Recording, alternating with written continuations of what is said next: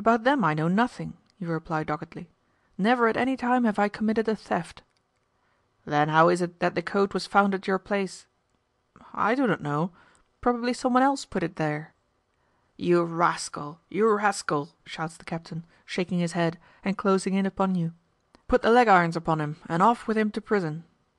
"With pleasure," you reply as, taking a snuff box from your pocket, you offer a pinch to each of the two gendarmes who are manacling you, while also inquiring how long they have been discharged from the army, and in what wars they may have served. And in prison you remain until your case comes on, when the justice orders you to be removed from Tsarovkrokshaika to such and such another prison, and a second justice orders you to be transferred thence to Vesyegonsk or somewhere else, and you go flitting from goal to goal, and saying each time, as you eye your new habitation, "The last place was a good deal cleaner than this one is, and one could play babki there, and stretch one's legs, and see a little society." [Footnote: Babki is the game of knuckle bones.] "Abakum Tsirov," Chichikov went on after a pause. "What of you, brother? Where and in what capacity are you disporting yourself?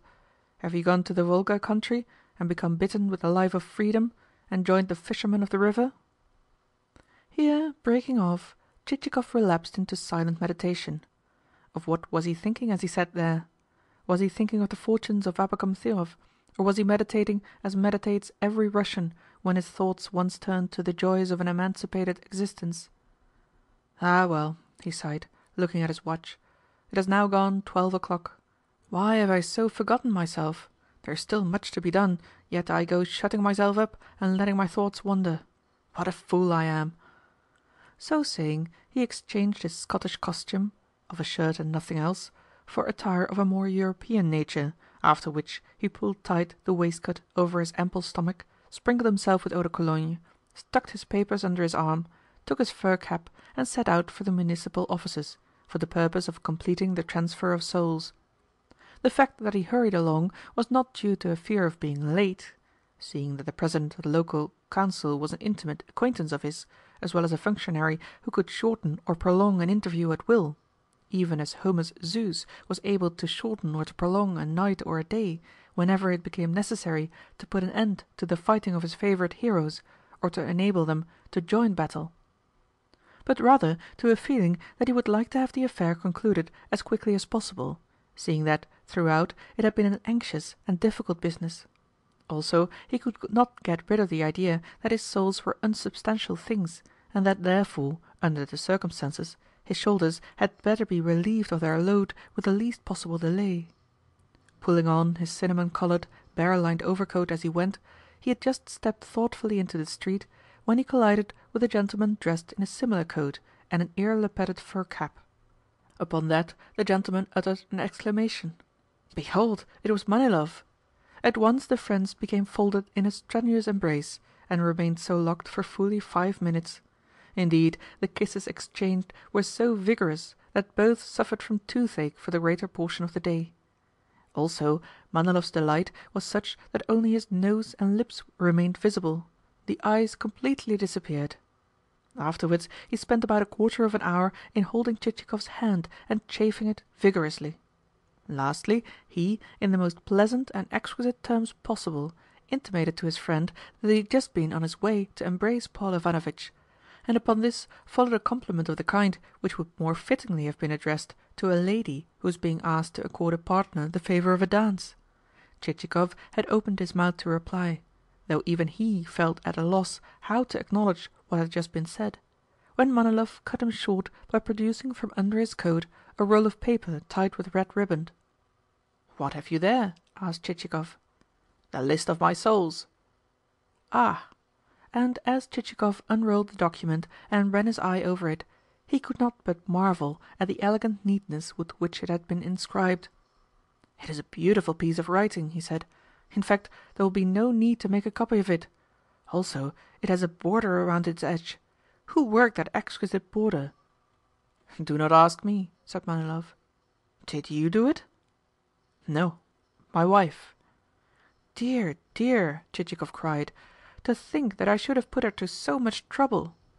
"Nothing could be too much trouble where Paul Ivanovitch is concerned." Chichikov bowed his acknowledgments. Next, on learning that he was on his way to the municipal offices for the purpose of completing the transfer, Manilov expressed his readiness to accompany him; wherefore the pair linked arm in arm and proceeded together. Whenever they encountered a slight rise in the ground, even the smallest unevenness or difference of level, Manilov supported Chichikov with such energy as almost to lift him off his feet, while accompanying this service with the smiling implication that not if he could help it should Paul Ivanovitch slip or fall. Nevertheless, this conduct appeared to embarrass Chichikov, either because he could not find any fitting words of gratitude, or because he considered the proceeding tiresome; and it was with a sense of relief that he debouched upon the square where the municipal offices, a large 3-storied building of a chalky whiteness which probably symbolized the purity of the souls engaged within, was situated. No other building in the square could vie with them in size, seeing that the remaining edifices consisted only of a sentry box, a shelter for 2 or 3 cabmen, and a long hoarding, the latter adorned with the usual bills, posters, and scrawls in chalk and charcoal. At intervals, from the windows of the 2nd and 3rd stories of the municipal offices, the incorruptible heads of certain of the attendant priests of Themis would peer quickly forth and as quickly disappear again, probably for the reason that a superior official had just entered the room.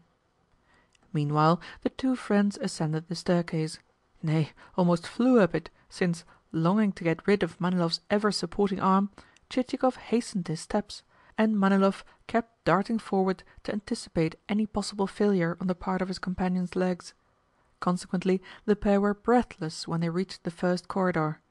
In passing, it may be remarked that neither corridors nor rooms evinced any of that cleanliness and purity which marked the exterior of the building, for such attributes were not troubled about within, and anything that was dirty remained so, and donned no meretricious, purely external disguise. It was as though Themis received her visitors in negligee and a dressing-gown. The author would also give a description of the various offices through which our hero passed, were it not that he, the author, stands in awe of such legal haunts. End of Part 1, Chapter 7, Section 1.